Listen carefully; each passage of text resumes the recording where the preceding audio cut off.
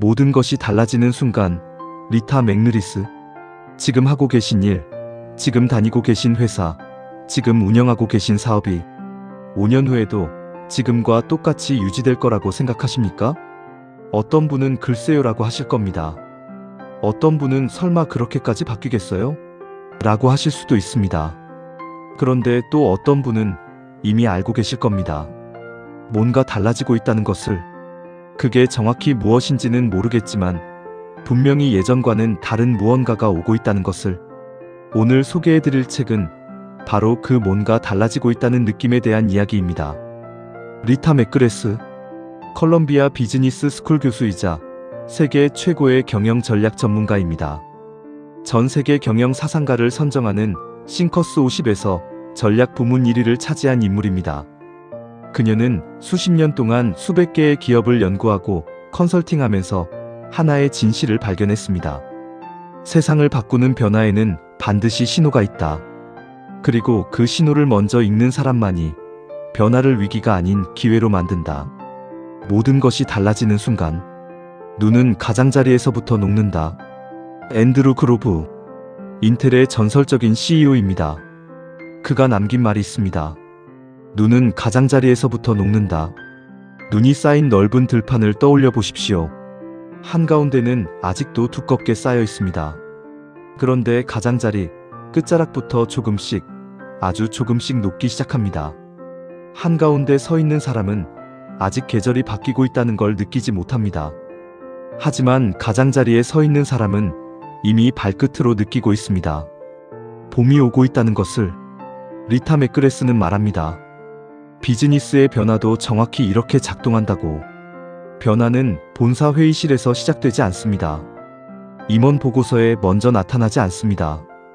변화는 언제나 가장자리에서 먼저 시작됩니다. 고객과 가장 가까이 있는 현장 직원, 아무도 주목하지 않는 틈새 시장, 주류에서 벗어난 작은 움직임들, 바로 거기서 신호가 먼저 납니다. 그렇다면 왜 대부분의 기업은, 대부분의 사람들은 그 신호를 놓칠까요? 리타 맥그레스는 8가지 이유를 말합니다. 첫째, 현장의 목소리가 위로 올라오지 않는 구조입니다. 기업의 가장자리에서 일하는 사람들과 전략을 결정하는 사람들 사이에 정보가 곧장 흐르지 않습니다. 둘째, 다양한 관점을 거부하는 문화입니다. 비슷한 배경, 비슷한 생각을 가진 사람들끼리만 모이면 가장자리에서 오는 낯선 신호를 이물질처럼 튕겨냅니다. 셋째, 위험 부담이 큰 결정과 작은 결정을 구분하지 못하는 것입니다. 결정을 되돌리기 어려운 큰 의사결정은 정교한 프로세스를 적용해야 하지만 작은 결정은 소규모 팀에게 권한을 주어 빠르게 실험하게 해야 합니다. 넷째, 작은 실험을 두려워하는 분위기입니다. 다섯째, 건물 밖으로 나가지 않는 리더입니다. 여섯째, 불편한 정보를 가져와도 보상받지 못하는 환경입니다. 일곱째, 현실을 부정하는 습관입니다. 조직원들이 현실을 부정하고 있지는 않은지 항상 확인해야 합니다. 여덟째, 미래가 펼쳐지고 있는 곳에 가서 직접 보지 않는 것입니다. 새로운 미래가 전개되는 곳을 찾아가 그곳 사람들과 대화해야 합니다. 이 가운데 하나라도 여러분의 조직에서 혹은 여러분 자신에게서 발견되신다면 지금 가장자리에서 오는 신호를 놓치고 있을 가능성이 큽니다. 그런데 여기서 중요한 것이 있습니다. 변곡점을 가장 먼저 알아채는 사람은 최고 경영자가 아닙니다. 변화에 가장 가까이 있는 실무자입니다.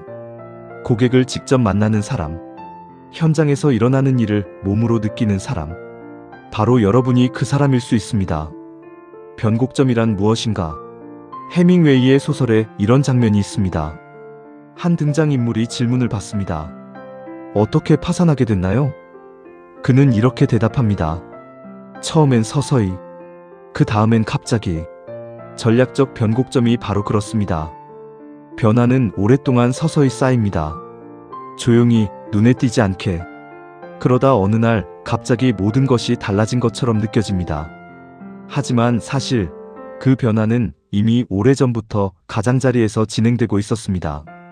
리타 맥그레스는 변곡점이 전개되는 4단계를 설명합니다. 처음은 과대기대의 단계입니다. 새로운 기술이나 트렌드가 등장합니다. 언론은 떠들썩합니다. 이것이 세상을 바꿀 것이라고 합니다. 투자가 몰립니다. 기대가 하늘을 찌릅니다. 그 다음은 회의와 무시의 단계입니다. 기대가 실망으로 바뀝니다. 역시 과장이었어. 그냥 유행이었구나. 주류는 고개를 돌립니다. 언론의 관심도 식습니다. 바로 여기가 함정입니다. 세 번째, 출현의 단계입니다. 주류가 무시하는 동안 변화는 조용히 실제로 일어나고 있습니다. 기술이 성숙하고 비용이 낮아지고 사용자가 늘어납니다. 준비된 사람들은 2단계에서 이미 움직이고 있습니다. 그리고 2단계를 지나면 네 번째, 성숙의 단계가 옵니다. 이제 모두가 압니다. 이제 모두가 뛰어듭니다. 하지만 이미 늦은 경우가 많습니다. 선점한 사람들이 이미 자리를 잡았습니다. 1990년대 말 인터넷을 비웃은 사람들을 기억하십니까? 당시 저명한 과학자 클리포드 스톨은 인터넷이 상거래도, 교육도, 커뮤니티도 바꾸지 못할 것이라고 글을 썼습니다. 그는 완전히 틀렸습니다. 지금 우리는 인터넷 없이 하루도 살 수 없습니다. 그리고 이런 일은 반복됩니다. 지금 누군가 비웃고 있는 변화가 바로 다음 변곡점일 수 있습니다. 그렇다면 어떻게 신호를 먼저 잡을 수 있을까요? 리타 맥그레스는 세 가지 지표를 구분하라고 합니다. 후행 지표는 이미 일어난 일을 보여줍니다. 매출, 이익, 시장 점유율. 이것들은 결과입니다. 변화가 완성된 후에야 나타납니다. 후행 지표만 보고 있으면 항상 늦습니다. 현행 지표는 지금 이 순간을 보여줍니다. 실시간 데이터, 고객 반응. 유용하지만 빠르게 변하는 환경에서는 금방 쓸모 없어집니다. 선행 지표가 핵심입니다. 아직 주류가 아닌 고객들의 행동, 틈새 시장의 움직임, 전혀 다른 업종에서 일어나는 작은 실험들. 이것들이 변곡점의 진짜 신호입니다. 그리고 리타 맥그레스는 타임제로 개념을 제시합니다. 변곡점이 현실화되는 시점을 기준으로 여러 가지 시나리오를 미리 그려보는 것입니다. 그리고 각 시나리오가 현실로 나타나고 있음을 알려주는 초기 신호들을 미리 정해두는 것입니다. 그 신호들을 리더들이 함께 관리하고 지속적으로 공유하는 체계를 만드는 것. 이것이 준비된 조직과 그렇지 않은 조직을 가르는 차이입니다. 희미한 신호를 먼저 발견하는 법. 기업이 변곡점을 놓치는 가장 큰 이유는 성공에 취해 있기 때문입니다. 잘 되고 있을 때 변화의 신호는 더욱 보이지 않습니다. 리타 맥그레스는 이것을 성장 정체라고 부릅니다. 한때 승승장구하던 기업이 어느 순간 성장이 멈추고 매출이 급격히 꺾이는 현상. 그리고 그 원인은 거의 항상 같습니다. 전략에 기저에 있는 가정들이 낡아버린 것입니다. 기존 경쟁 우위가 소멸되고 있음을 알려주는 초기 신호들이 있습니다. 경영진이 자사 제품이나 서비스에서 점점 멀어지는 느낌. 계속 투자하는데 수익이 나지 않는 상황. 전혀 예상치 못한 곳에서 경쟁자가 나타나는 것. 고객의 취향이 달라지고 있는 것. 이런 신호들이 복합적으로 작용하면서 기업 환경이 변화를 만들어냅니다. 질레트를 생각해 보십시오. 한때 면도기 시장을 완전히 지배했습니다. 더 많은 날, 더 정교한 기술, 더 비싼 가격. 전략이 분명했습니다. 그런데 달러 쉐이브 클럽이 등장했습니다. 한 달에 몇 달러의 면도날을 집으로 배달해주는 구독 서비스. 질레트는 처음에 비웃었습니다. 하지만 소비자들은 달랐습니다. 그들은 더 정교한 면도날이 필요한 게 아니었습니다. 더 편리하고 더 저렴한 것을 원했습니다. 질레트는 이 신호를 놓쳤습니다. 업계 모두가 옳다고 생각하는 기존 전제들이 여전히 옳은지 새로운 시각으로 살펴보지 않았기 때문입니다. 리타 맥그레스는 아레나 맵이라는 도구를 제시합니다. 내가 속한 비즈니스의 영역을 넓게 다시 그려보는 것입니다. 지금 내 직접적인 경쟁자만 보는 것이 아니라 전혀 다른 업종에서 같은 고객의 문제를 해결하려는 사람들까지 시야에 넣는 것입니다.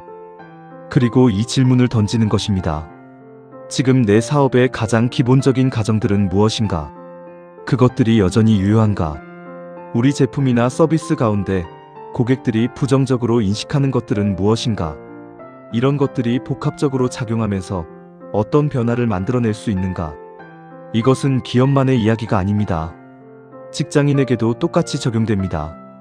내가 하는 일의 가치는 여전히 유효한가? 내가 쌓아온 경험과 기술은 앞으로도 통할 것인가? 내 업계의 룰이 바뀌고 있다면 나는 그것을 감지하고 있는가? 고객에게 답이 있다. 1997년 리드 헤이스팅스라는 사람이 비디오 가게에서 연체료로 $40를 냈습니다. 화가 났습니다.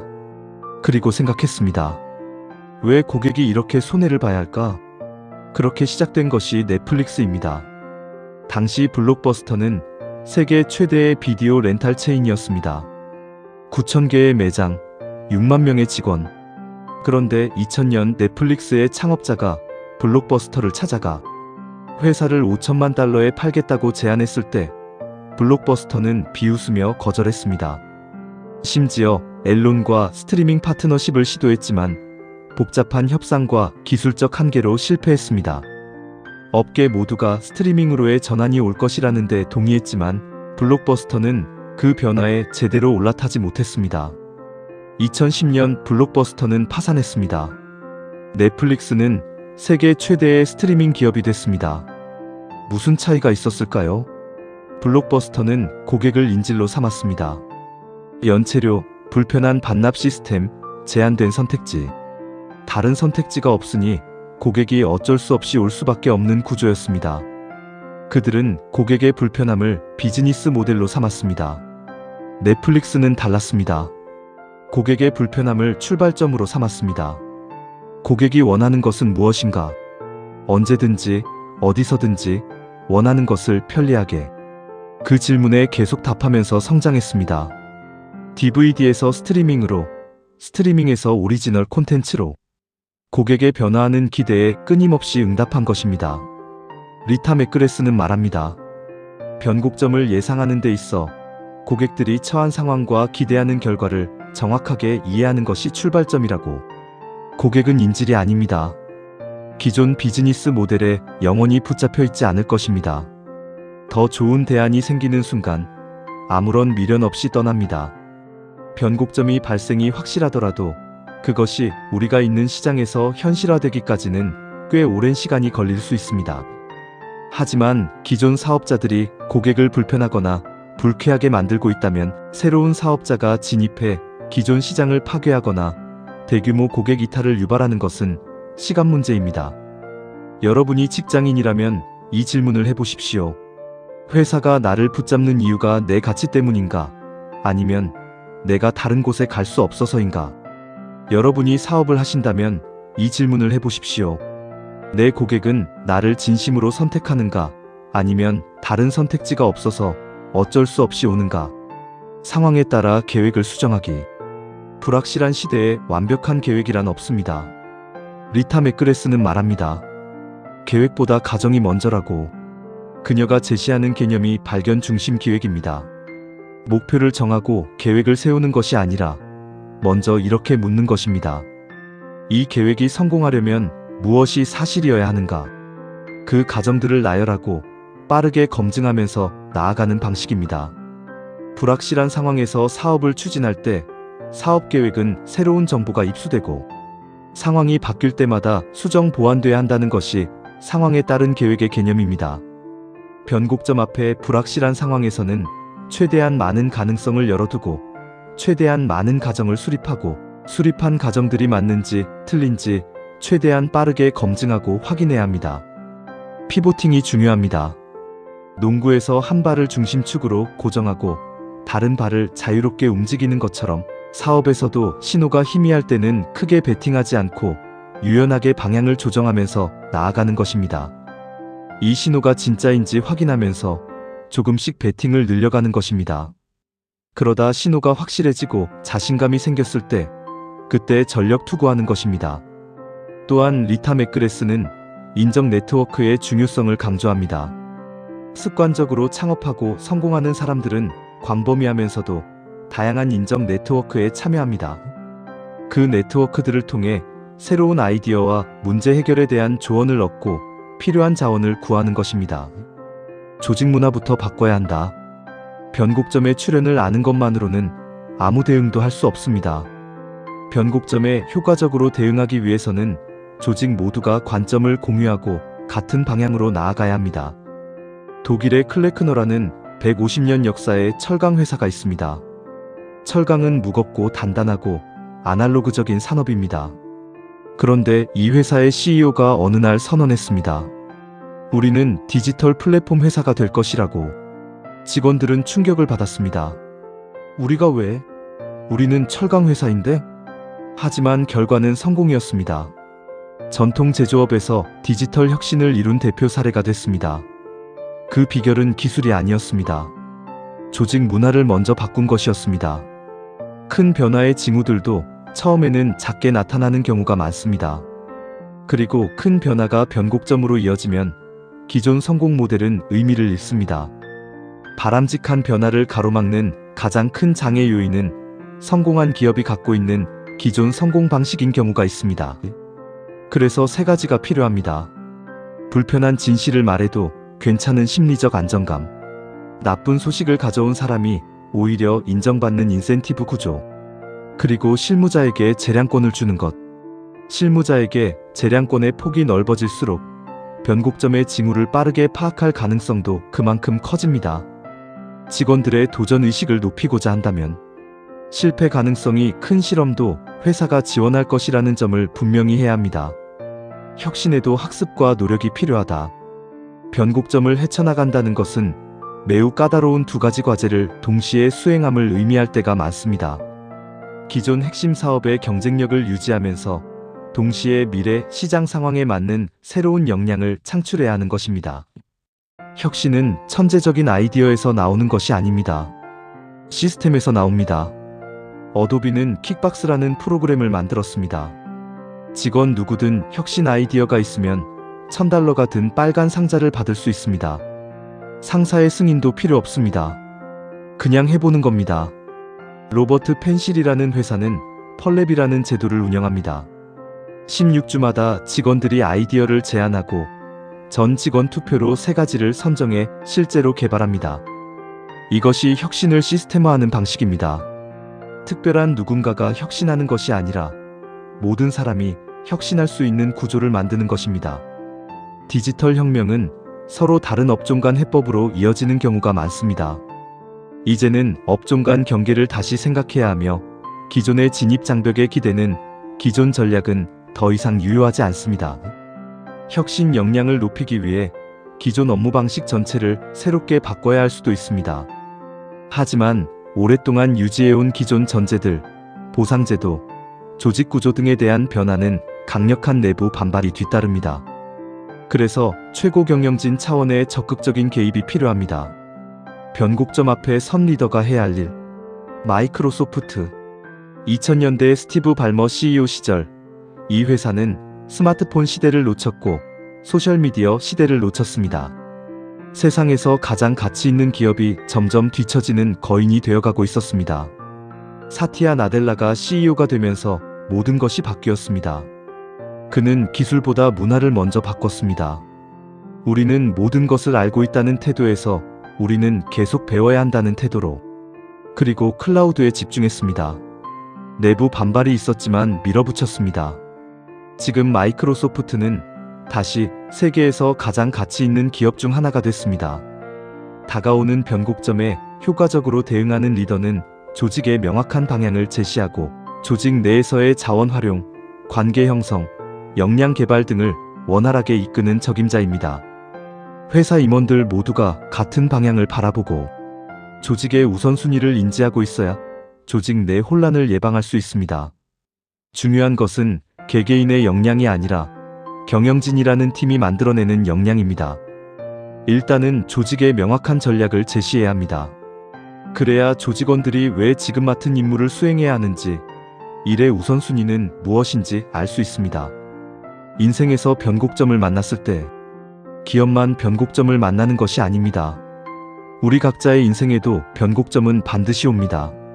지금 하는 일이 예전 같지 않은 느낌, 열심히 하는데 방향을 모르겠는 느낌, 뭔가 달라지고 있는데 무엇을 어떻게 해야 할지 모르는 순간, 바로 그것이 인생의 변곡점입니다.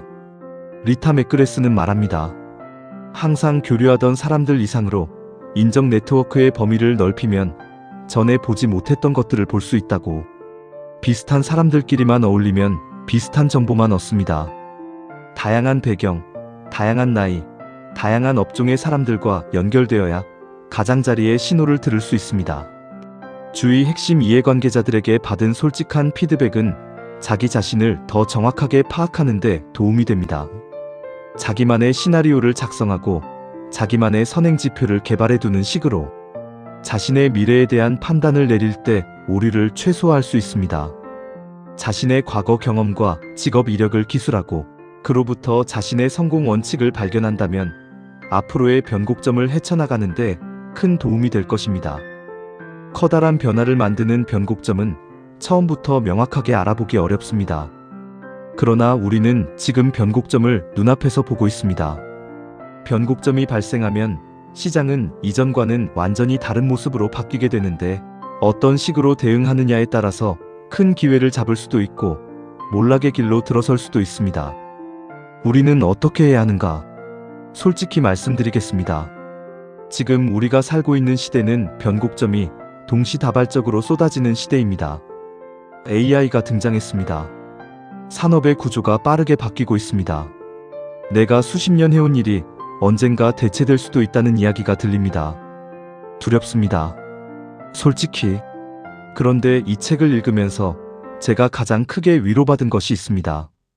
변곡점이 갑자기 오는 것처럼 느껴지지만 사실은 오래전부터 신호가 있었다는 것. 그리고 그 신호를 보는 눈을 키우는 것은 타고난 재능이 아니라 학습을 통해 누구나 향상시킬 수 있는 능력이라는 것. 지금 이 순간에도 변화는 가장자리에서 조용히 쌓이고 있습니다. 문제는 내가 그 가장자리에 귀를 기울이고 있느냐는 것입니다. 내 업계에서, 내 직장에서, 내 사업에서 지금 가장자리에 있는 사람들은 무엇을 느끼고 있습니까? 고객들이 조용히 불만을 품고 있는 부분은 무엇입니까? 아무도 주목하지 않지만 조금씩 자라고 있는 변화는 무엇입니까? 리타 맥그레스는 말했습니다. 미래는 발명하는 자의 것이 아니라 발견하는 자의 것이라고. 없던 것을 만들어내는 천재적인 능력이 아니라 이미 일어나고 있는 변화를 남보다 먼저 발견하는 눈. 그것이 이 시대를 살아가는 우리에게 필요한 능력입니다. 변화를 두려워하는 것은 당연합니다. 하지만 그 두려움이 우리를 멈추게 해서는 안 됩니다. 오늘부터 딱 하나만 해보십시오. 가장자리의 소리에 귀를 기울이는 것. 내 업계에서, 내 주변에서 일어나는 작은 변화들을 조금 더 주의 깊게 보는 것. 늘 만나던 사람이 아닌 다른 배경을 가진 사람과 대화를 나눠보는 것. 내 일의 가장 기본적인 가정이 여전히 유효한지 한 번쯤 점검해보는 것. 모든 것이 달라지는 순간은 반드시 옵니다. 그 순간이 위기가 되느냐, 기회가 되느냐는 딱 하나에 달려 있습니다. 그 순간이 오기 전에 내가 신호를 보고 있었느냐? 그것뿐입니다. 눈은 이미 가장자리에서 녹고 있습니다. 지금 이 순간에도. 이 영상이 도움이 되셨다면 구독과 좋아요 부탁드립니다. 항상 여러분을 응원합니다. 감사합니다.